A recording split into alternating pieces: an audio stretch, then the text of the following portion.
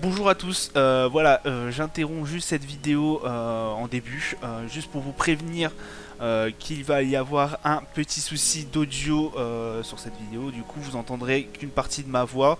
On a aussi un problème au niveau lié au logiciel de montage.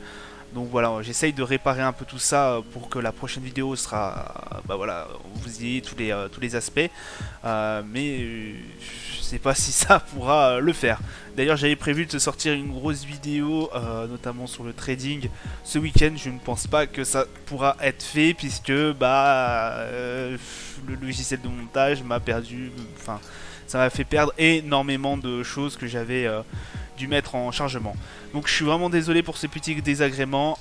J'espère que vous profiterez quand même de la vidéo. Je vous dis à tout de suite.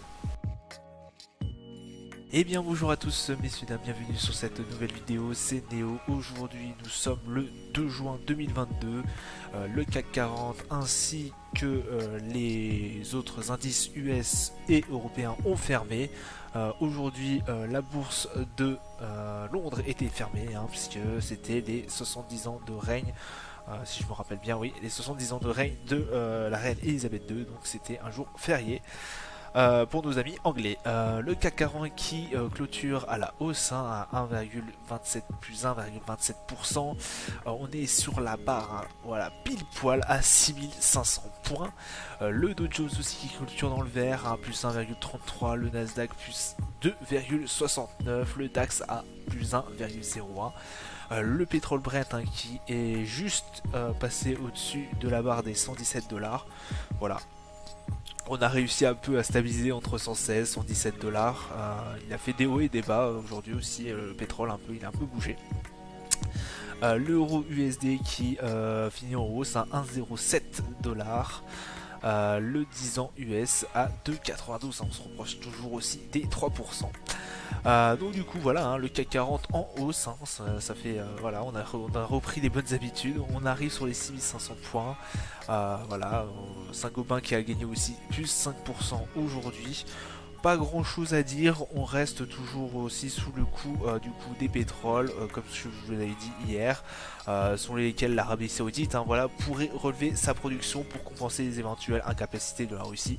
Il y a pas mal de choses effectivement sur le pétrole aujourd'hui, mais voilà, ce qui a permis à nos indices un peu de rester dans le vert, c'est effectivement le pétrole et puis la stabilisation un peu du prix du pétrole, du baril de pétrole, pardon. Donc c'était ça un peu la grosse nouvelle. On a eu quand même quelques autres aussi nouvelles aujourd'hui, voilà, le 2 juin. On a eu du coup hier soir, puisque au moment où je fais cette vidéo il est assez tard, on a eu la balance au niveau australienne. Hop. Alors, on a eu au niveau des nouveaux. Alors, enfin, au niveau des nouvelles aussi, on a eu la balance commerciale hier, parce que au moment où je fais cette vidéo, il est assez tard, voilà, vous avez l'heure ici, à 2h30 du matin, 3h30 du matin, hier, la balance commerciale australienne qui a été meilleure que prévu. Brésil, le taux de PIB, donc le PIB est moins bon, voilà, donc ça n'a pas forcément impacté les marché. Ce qui a aussi beaucoup impacté les marchés, ça a été la variation de l'emploi, l'ADP au niveau US. Et ça, c'est tout pour en tout cas les grosses nouvelles d'hier. Pour aujourd'hui, du coup, bon, je vais faire ma vidéo. La balance commerciale à 8h au niveau de l'Allemagne. Qui va intéresser plus d'un. Le taux de chômage va être aussi dévoilé à 14h30 au niveau des marchés US et 14h30 aussi le paiement non agricole. Ça sera tout du coup pour cette fin de semaine. Ah non, pardon, le PMI non facturé à 16h. Voilà, ça va être les grosses annonces sur les marchés US, donc soyez vigilants.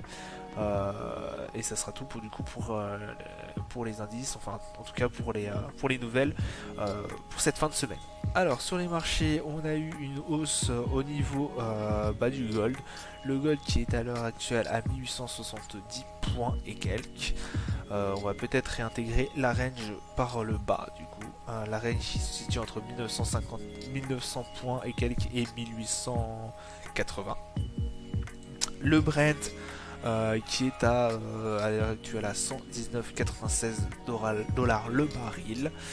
Le Dow Jones qui est à 33 256 points. On revient au début de la semaine. Voilà, on revient au point du début de la semaine. Le CAC 40 c'est pareil à peu près. On est sur la barre des 6550 points, 6050 points. 6500 points, pardon, c'est très bien, hein, on est toujours dans cette range, on a réintégré la range depuis un petit moment, depuis c'est la cinquième séance qu'on a réintégré la range, entre les 6007 et les 6003. Le S&P à 4117 points, voilà, qui aussi repart sur ses plus hauts de la semaine dernière, de cette semaine même d'ailleurs. Le Nasdaq aussi, il repart aussi de plus belle à 12 892 points. Voilà, ça fait du bien. On est sur les mêmes points, voilà, que la semaine dernière, les points les plus hauts de la semaine dernière et de cette semaine aussi, de cette semaine plutôt. Voilà. Donc c'est très très bien, hein. On commence à réintégrer les niveaux voilà, hein, qu'on avait le 0,5, donc le 5, 5 mai. Oui, 5 mai, 5 mai 2022. Donc ça fait du bien, ça fait un mois de baisse. Pendant un mois on a eu une baisse et puis là c'est bien, ce bon petit rebond nous fait du bien. Le Bitcoin à 30 000 dollars, 30 408, pardon. Le Bitcoin, donc pas grand chose à dire sur le Bitcoin, il stagne depuis un certain temps entre 28 000 et 30 000 dollars. 32 000 pardon. L'euro USD du coup à 1,07, c'est bien, ça serait bien qu'il remonte encore un peu plus, en tout cas pour nous Européens ça serait pas mal. Donc voilà, pas non plus de grand chose à dire, hein. L'euro est toujours aussi faible, hein, toujours aussi faible par rapport à l'US, par rapport au dollar. Donc voilà. En plus on voit que bon, sur le MACD on n'a pas non plus une grande on n'est pas passé vraiment très très fort au niveau de l'achat, donc bon, ça reste un peu tendancieux. Voilà, ça sera tout pour moi aujourd'hui. Je vous souhaite une agréable soirée, une agréable journée si vous voyez cette vidéo à telle ou telle heure. Je vous dis à plus tard, ciao ciao.